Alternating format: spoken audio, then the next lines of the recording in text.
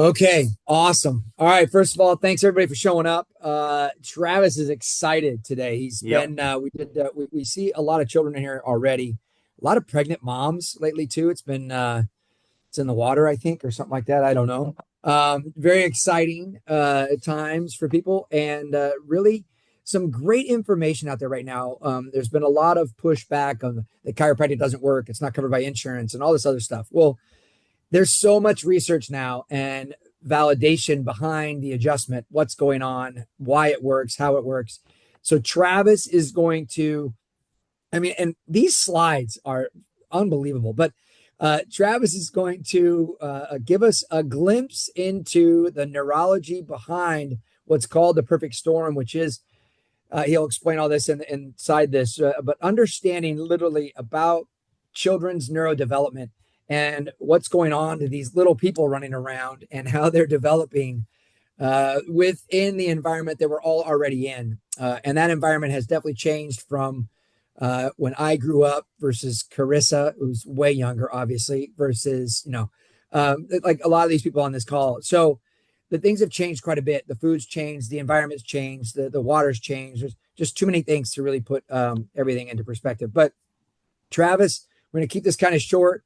Yep. I've got a meeting right after this too. So let's get this started. Looking forward to learning about this, Trav. And of course, Claire and I will jump in when we feel like there's a need to add to the value of this presentation. So Travis, take it Okay. away, brother.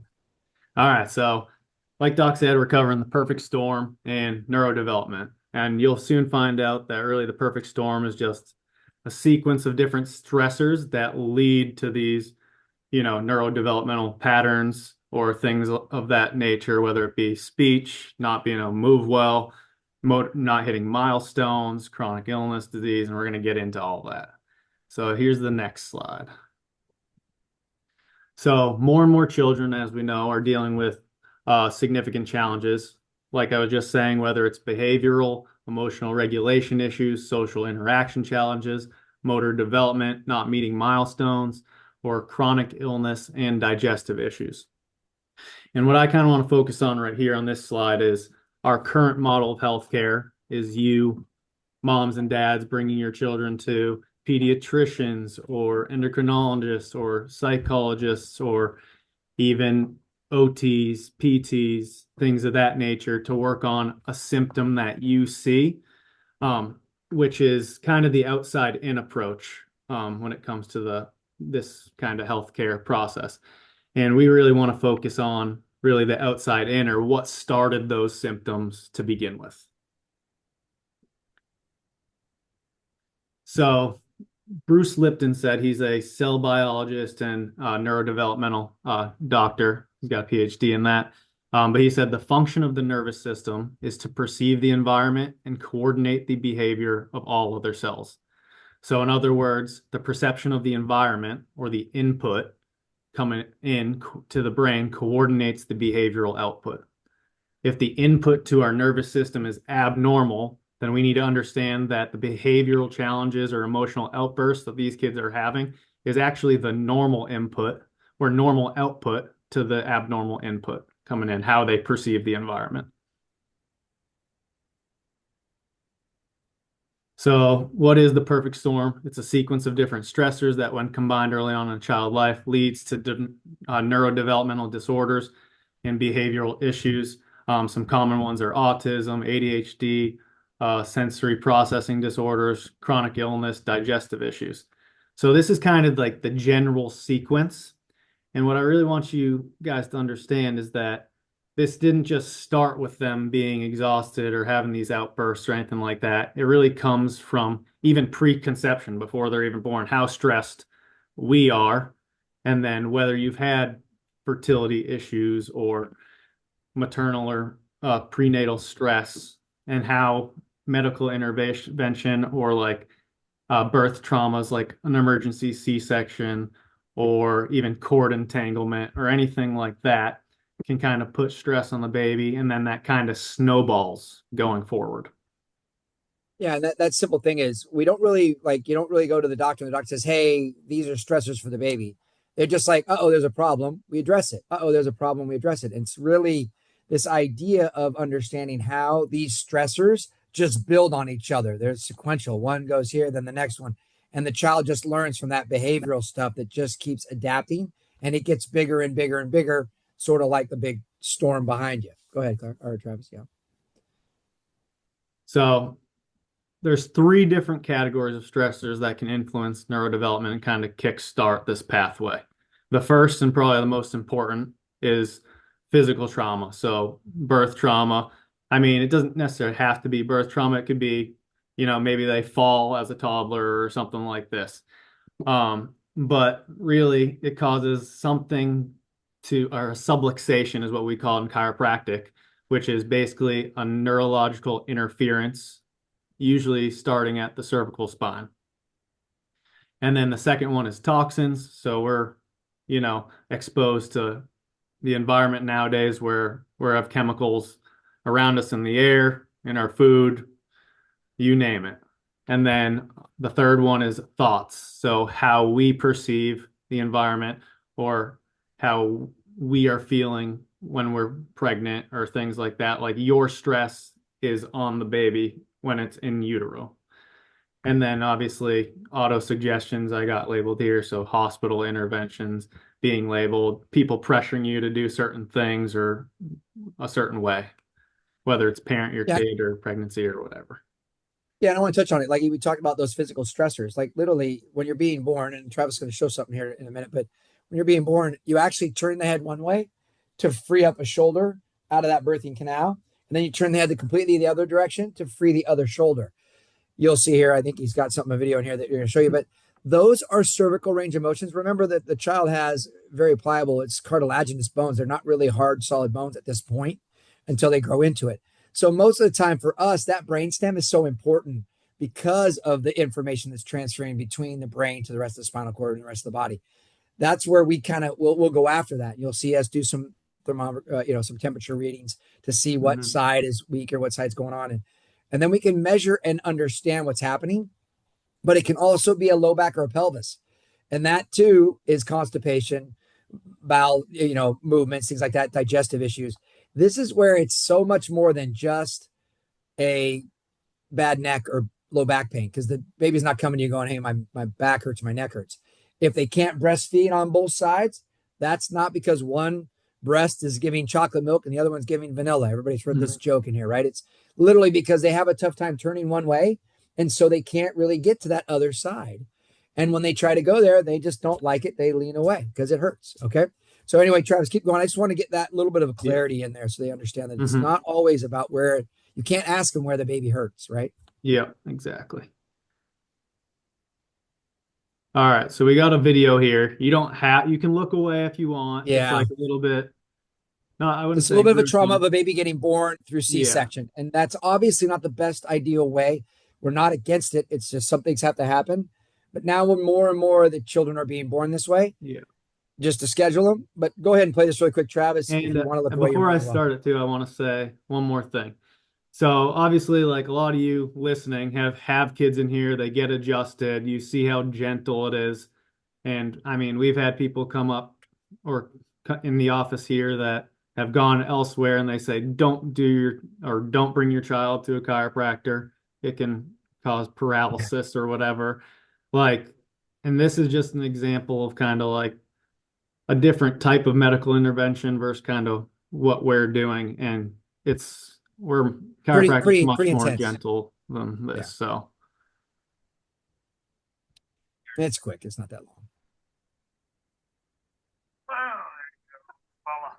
So there's a suction. Ears of a girl. Ears of a girl. Make it cute for the camera.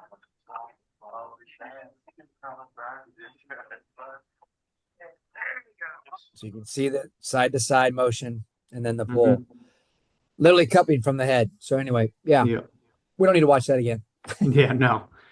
So the first kind of thing that kind of starts this pathway, we mentioned a couple things, preconception, during pregnancy, things like that.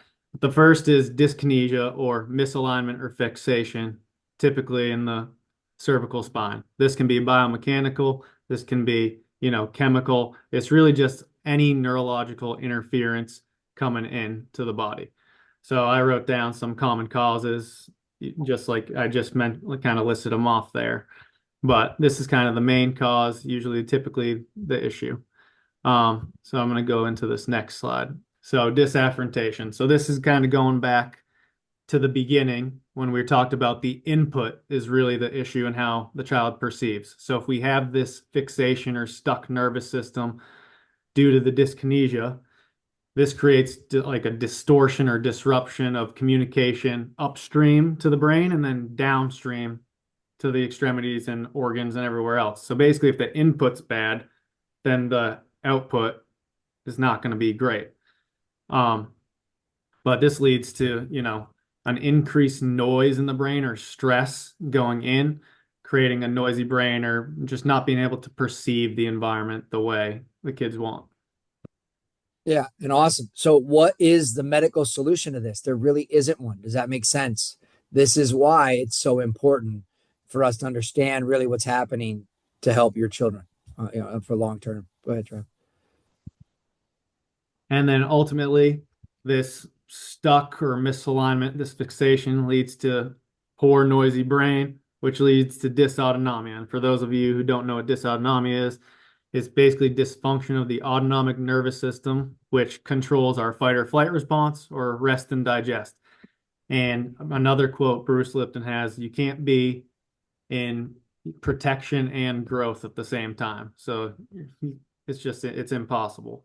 So when it is not functioning the way it is supposed to, we're often stuck in this sympathetic response or on the gas pedal. There's no brake really. Mm-hmm. Wouldn't there be nice if there was a poster for that? Oh, There okay. is, and it's right here. And you guys might have seen this in the office. Depends which room you're getting adjusted in. But this poster right here, I don't know if you can see my Yeah, it's but this good. poster on here on the left is the three traumas we just talked about with almost like a speedometer. So how I kind of like to describe this is like if we have, a couple different stressors, your kid normally with these stressors is at like a 5 or a 6. And then you add another stressor in, and then tantrum, emotional outbursts, things like this, like you feel like they're going from 0 to 100 really quick. And that's because not because they're going to 0 to 100, because they're actually going from like 75 to 100 or 50. You just needed that extra little input of stress to kind of send them over the edge. So this makes it very difficult to activate the brakes or the parasympathetic when we're stuck with the gas pedal like all the way down. And then this can lead to, exhaustion later on and other things as well.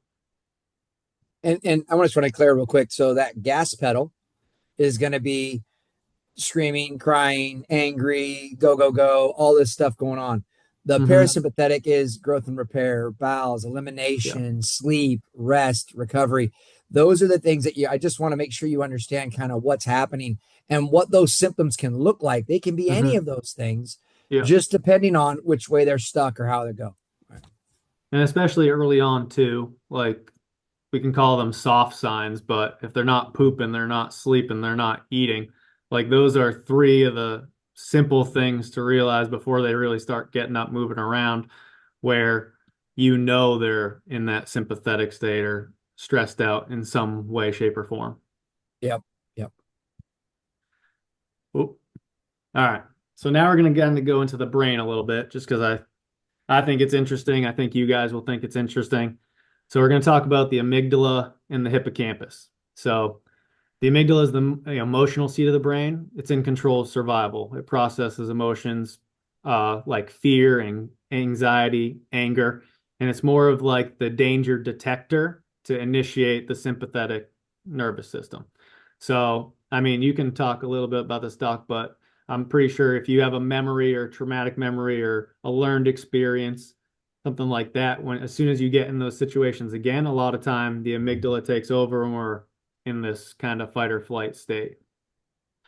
And Yeah, then, literally the biggest thing is we've always been stuck to survive. And this is the only way we survive If you like, if I was jumping on the bed, I'll give you a quick story. If I'm jumping on the bed or Billy's jumping on the bed at my house and I see him, I'm telling him, get off the bed as soon as possible. If my dad sees you, we're both going to get spanked, right? So we know there's trouble coming if that happens. That's the amygdala going, uh-oh, trouble, don't do that. Okay. But that's the same if we peered around back in the day, if we peered around a corner and there was a saber-tooth tiger and it ate Travis, the next time I'm looking around a corner, I'm going to be really careful, worried that that may happen again. But that's the only way we live and survive. So the amygdala is literally this constant learning and understanding so that we keep us healthy and safe. Yep. And then the hippocampus is located near and works very closely with the amygdala. It's essential for learning, memory consolidation, spatial navigation, even like emotional awareness too. So it adds context to emotions and helps to differentiate between a real threat and a safe, similar situation. Yeah, and really remember when we're under high stress, the blood pools inward. Inward to where? The amygdala, the hippocampus, so that we can what? Survive or try to figure out what's going on. It doesn't need to reason. It just needs to go, figure out how to find the quickest exit. Yep. And then the next two, we got the cerebellum and the prefrontal cortex. So the cerebellum is known more for motor control, coordination, but like new studies are coming out. It's actually used a lot for procedural memory, emotion, and connects the autonomic nervous system to the brainstem, etc. But it dictates kind of where information goes in the brain. So with improved cerebellar function, we get better vestibular function, fine and gross motor, better autonomic regulation, improves the prefrontal cortex function by filtering and feeding information forward to it. And then the prefrontal cortex, it's responsible for high-level cognitive function, decision-making, top-down regulation of emotions, autonomic responses by inhibiting the amygdala. And that's what I kind of want you guys to know, because as we kind of get into it in a second, we're going to talk a little bit about the chiropractic part. But basically, the chiropractic. So a chiropractic adjustment increases the activity in the prefrontal cortex by 20%. So, and the parasympathetic lives on the right side of the brain primarily, and sympathetic on the left. So if you have an ADHD kid constantly moving, can't sit still, like their left brain's typically the more active, and chiropractic adjustments help to kind of upregulate both sides so they balance out. We're not just trying to upregulate the one, but both. Because we still not need even upregulate, right? So the idea behind that is, what would medicine do? Medicine would see a side that was elevated and try to suppress it down. Do you want your child to be elevated up and be smarter and stronger? Or do you want your child to be dumbed down and be here where now we're balanced, but we're not as strong or the potential that we need? And that to me is one of the biggest ideas with chiropractic. We're not really picking a side. Well, we can. Everything on the right side, everything on the left side goes to which side of the brain, Travis?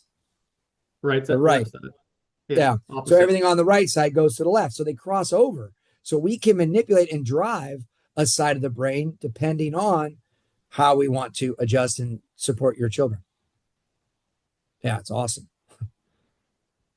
And then the last thing I wanted to talk about was the vagus nerve. So this, exits the cranium around C1, C2. This area is right by the brainstem, has a lot of blood vessels and things like that. So nutrients for the brain.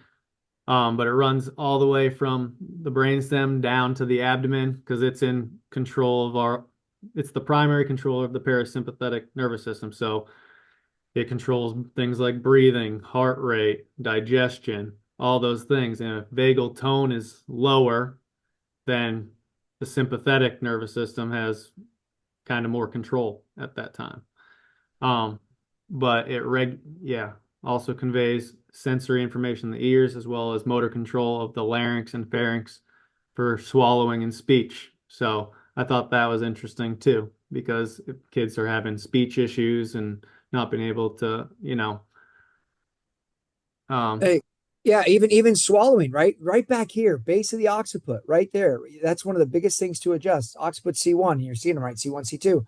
That's how we can help with latching, help with, digestion, or even just allowing that child to absorb and digest the nutrients just by getting that adjusted and getting them into that growth and repair versus being fight or flight, stressed out, and then trying to eat at the same time. Can you guys imagine what that Mhm. would be like? Yeah, it just doesn't work. And for that primitive body, it's so easy for them just to spit it back up and go, I don't want this. I'm too stressed out. I, Mhm. I can't, I can't do anything with this. So And then this is just kind of like another example of why, especially in children, the upper cervical region is pretty important because there's a lot going on by C1, C2. And if we can activate or increase vagal tone and the prefrontal cortex at the same time, now kids can think logically, they're more relaxed, and then the amygdala is not going to take over as quickly or be hyperactive. right. Right. Yeah. Yeah. And I just a little bit more on that cerebellum too. I love how you talked about the cerebellum driving the prefrontal cortex. This is where, by the way, you females, you develop your prefrontal cortex faster than us males. This is where boys punch and hit girls or boys, and girls just use verbal cues to do that because they're smart enough to figure that out. Uh, it's literally that's why when we sit so much, boys need to do what? Get up and move around because it drives that prefrontal cortex to develop and increase synaptic firing. And so when we sit boys down for a long period of time, they just get anxious and rambunctious. But any child would be that way because they're trying to develop that brain. So understanding this is really important. And the cerebellum, one more thing about this, it helps not just with balance, it literally balances the entire homeostasis of the body. That's what they're coming up with. They're understanding how important it is. And it's at the base of the brainstem, which is so important because that's also very close to where we are adjusting when we're adjusting C1, C2. So, Doc, I honestly, do you have another Yeah. slide up for this one? No, that's the last one. But I was Good, because gonna, that's like drinking from a fire hose, buddy. I I mean, know. seriously. Wow, I But feel like I got I was a I gonna got a say, degree now in neurology. No, I was gonna say it, too. If you guys are interested, we do have some like research articles on the prefrontal oh, cortex, vagus nerve, stuff like that. So I'm more than happy to send it your way too, if you yeah, want this is to not a more. competition. We're not telling you not to have a pediatrician, even though you could go without one. If you had a tape measure and and a scale, you could all be pediatricians. So, but the idea behind it is understanding what and why, so that we can help support the long term, Yeah, development of the child as they develop and go and grow. yeah. I just think it's really neat to see it. Go ahead, Trev. I was gonna say, and to piggyback on kind of what you're saying, not go to those people, but if we get the nervous system functioning better to where the input's better, then things like PT, OT, speech therapy, Oh, for like those they're problems, actually yes. seeing like the kids are able to, get more done in those sessions versus, not being able to sit still or not getting through what they need to get through. So they get more done in a shorter amount of time a lot of times than if they're, you know, just communications distorted from the brain to the rest of the body.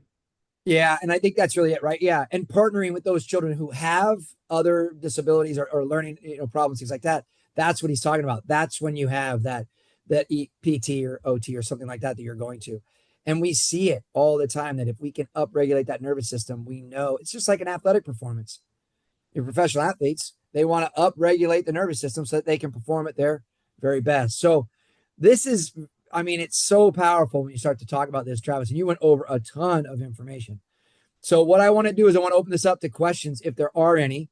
Um, you can challenge. I know Claire's been waiting to talk about nutrition on this side too, because there's so much that go along with this to support the child and their Mhm. development throughout the process. So if there's any questions, you can unmute yourself. I don't, you go right ahead. Feel free to chime in.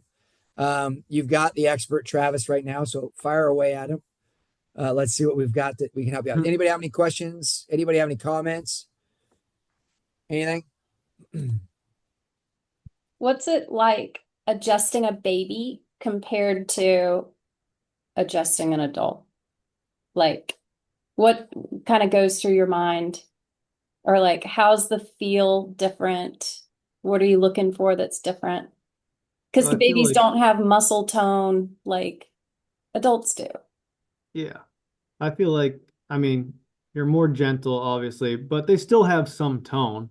You can still feel where they are stuck or stiffer in certain parts of the body, and they'll kind of let you know when you're on the right spot too by either, Yeah, they squirming, wiggle. Yeah. yeah. Yeah. So You like can see if some when you adjust them, they just start to smile and they just kind hmm of or they just relax or the legs yeah. straighten out or flatten out or yeah. The stress response that they're in being all tight, all bound up, literally kind of just goes away and they just kind of go, oh, okay, I'm good. You know. hmm I want to answer something from Michaela. Yeah. I agree. You're asking some of the digestive issues started to change as you were getting more away from nursing, more into bottle feeding, and then transitioning into solids have not been as fun. Yeah, there can be a little bit more of that digestive issue to try. And I mean, like the nursing and everything was great. So, yeah, this is going to be something more along the lines of what we can do to help with digestion and the nervous system to try and make sure that they're getting the assimilation and utilization of nutrients. That's where chiropractic comes into to help that. And everybody's a little bit different, right? So every child that hmm comes in, it's not cookie cutter. You can't just, oh, this child needs this and that's it. It makes it very, I want to say difficult, but it's fun because then we get to be more investigative about it versus it just being, oh, this is all it is. So, yeah, great question. Yeah, I do think that as we transition into harder food or solid foods, some of the great advice would be make sure you're getting steaks or tougher meat to help them chew on things when they're adding it in because it helps to form the palate, soft palate, and also how it helps to form the jawline and create space for the brain to also continue to grow and develop. So them chewing on that, even if they can't really chew like steak, if they just sucked on it and chewed on it and got some of those minerals and nutrients, the creatine and all that stuff that's in there, they're getting that in just from putting it in their mouth. So give them a tough steak to chew on. No. Your adjustment on Friday was the catalyst to a lot of things moving over the weekend. So I'm very grateful. Yeah, we do hear that quite often. Yes, that yes, as we start getting people adjust or getting small children adjusted, yes, bowels definitely free up. And thank you for sharing that. I'm so glad we had a chance to get him in there, so or get her in there. So thank you for bringing her by. Any other questions, John? You got any questions over there, buddy? Doc, Sam, anything? I know this is all pretty. I think that's Victoria too. Victoria, you need to get on your way here, okay, young lady. That's what we got next for you. Any questions though, or anything before we wrap this up? I It had was a great one session. question. Go ahead, Carissa. Um, so when you were talking about the birth traumas and C-section being one of them, I had heard that like there's a certain like when the baby is born naturally, there's a certain type of pressure that hmm happens that when they have a C-section, they don't experience that, which is even Right. more a reason for them to get adjusted very early on. Can you guys like elaborate on that? Go ahead, Trav. Well, I was gonna I'll fill in say, the gaps. Go as ahead. they're kind of going through the vaginal canal, like during the contractions and everything to push the baby out, we are getting a little bit of like the squeezing, kind of like the shaping and formation of the skull, and then you're also getting the bacteria and like kind of adding to the microbiome of the baby as they're going through the vaginal canal. So it is Yeah. important to kind of get that as well. And you have sutures, right? That brain is open. And so what ends up happening, it's actually the first really big sign of life. You actually compress and push that cerebral spinal fluid down into the spine, and it literally wakes it up as it's going through that pressure, going through the vaginal canal. So that's literally what's happening is you're literally squeezing that fluid out and in to the rest of the body, which is pretty much supercharging the system as it kind of wakes it up and gets it ready for. It's Wow. really like impressive, right? Yeah. What's happening? So intelligent. Because the first thing that's developed, honestly, is this central nervous system in the brain. So this is why having good DHA, good EPA, good fish oils, good nutrients in there throughout the whole pregnancy, and especially after they're born right away. Mom, you need to replenish big time with those fish oils because your child takes about 30% of all of your fish oil out, all your DHA out of your body. And so you need to kind of replenish if you plan to have another. And so this is how that process works. And literally, they've done studies now that say all you need is fish twice a week or once a week, a meal of fish to help prevent Alzheimer's or dementia, just because we're so weak in some of those good fats. So, anyway, biblical. I mean, right? What did they, they sacrificed and gave to the Lord was always giving what?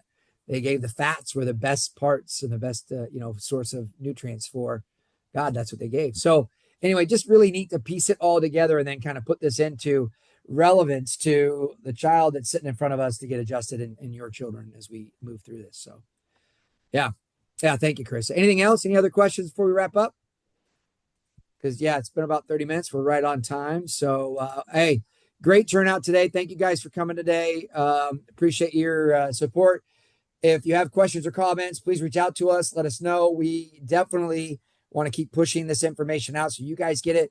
So you have an opportunity to learn this stuff. The more you know about your health and your baby's health, the easier it is for you to care for them and make sure they're healthy versus this fear that we are not here to scare you. We're here just to support you and keep building you up because I think it's so much more advantageous for us to help than it is for us to scare and fear. So love you all. Appreciate you guys doing this stuff. And Travis, honestly, great job. What great slides too, brother. And we look forward. We'll see you guys in 2 weeks. We're going to do this again. I don't know what the topic will be, but stay tuned. Keep an eye out for it. And if you would like more information, let us know. Stopping the recording.